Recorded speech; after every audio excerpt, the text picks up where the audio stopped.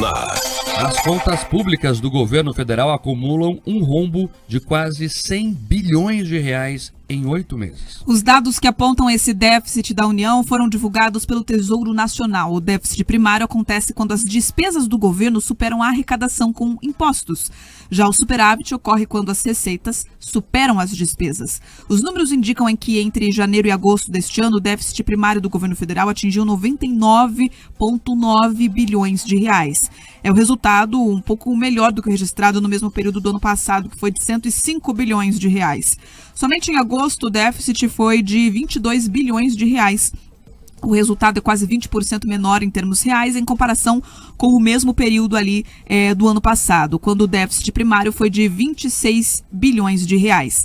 O rombo de quase 100 bilhões em 2024 foi registrado apesar da arrecadação recorde do Palácio do Planalto nos 8 meses do ano, que bateu 1 trilhão 380 bilhões de reais, uma alta de 8,4% para o período. O resultado negativo nas contas do governo foi impulsionado pelo aumento das despesas totais, que somaram 1 trilhão 480 bilhões de reais. É uma expansão de 7,1% entre janeiro e agosto em relação ao acumulado nos 8 primeiros anos de 2023. 100 bilhões, isso não é um rombo, isso é um buraco negro, Pedroso. Explique o que está acontecendo. O que está acontecendo é que o governo gasta como se não houvesse amanhã. Eles estão descontrolados. A arrecadação, eles tomam dinheiro à luz do dia, das mais diferentes áreas da economia. Eles quiseram reonerar a folha de pagamento, oneraram as compras, pequenas compras internacionais, a turma ali, né, da Shopee, enfim, dessas pequenas compras de quem precisava ali comprar uma bugiganga ou outra. Eles foram aumentando os tributos, inclusive da questão dos combustíveis.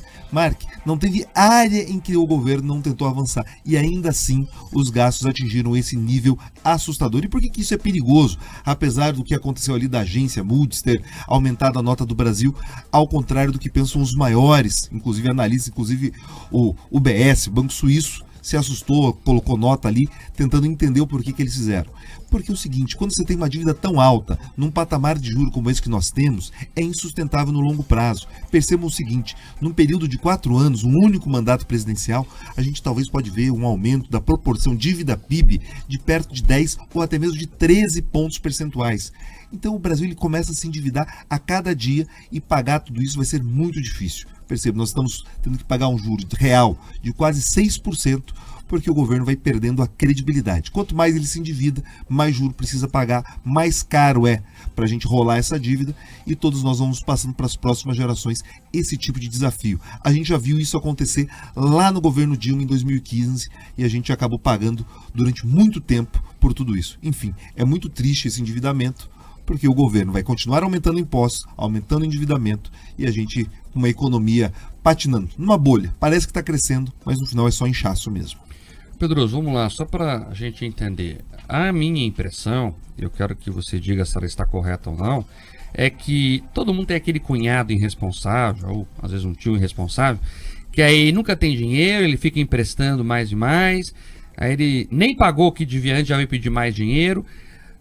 Mas uma hora as pessoas cansam de emprestar dinheiro. Como é que vai ficar? É isso que eu queria entender. Porque você falou aí, ó, tá emprestando mais, né? Tá cada vez mais, tá arrecadando mais e não tem um corte ali no custo. Onde vai parar isso?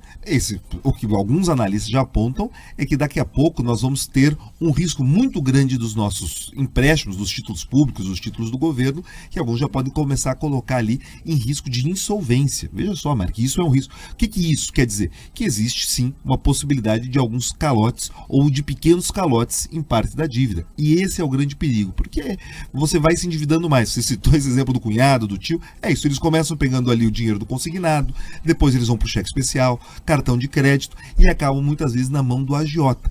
É isso que em algum momento pode acontecer com o Brasil se as contas não forem organizadas. Mas no final, sabe o que costuma acontecer? É isso. Você tem esse cunhado irresponsável e daí às vezes surge alguém que tem que socorrer e organizar a casa. E daí normalmente passa por malvadão, por muito ruim, meu Deus, tem ódio da população ou ódio dos pobres. Porque faz aqueles ajustes necessários. É o ciclo do Brasil. Você vem alguém que organiza a casa, vem a turma gastadora. Vem a turma que organiza a casa, vem a turma gastadora, e é isso. O Brasil vai vivendo de pequenos espasmos e não cresce tudo que poderia. Tem um grande amigo meu, Pedroso, Carlos Gasperini, ele fala o seguinte, olha, é assim mesmo. Vem a direita, conserta um pouco as contas, vem a esquerda, gasta tudo, depois tem que vir a direita depois para reorganizar as contas, e a gente fica nesse ciclo de gasta, paga e não vai para frente de verdade nunca.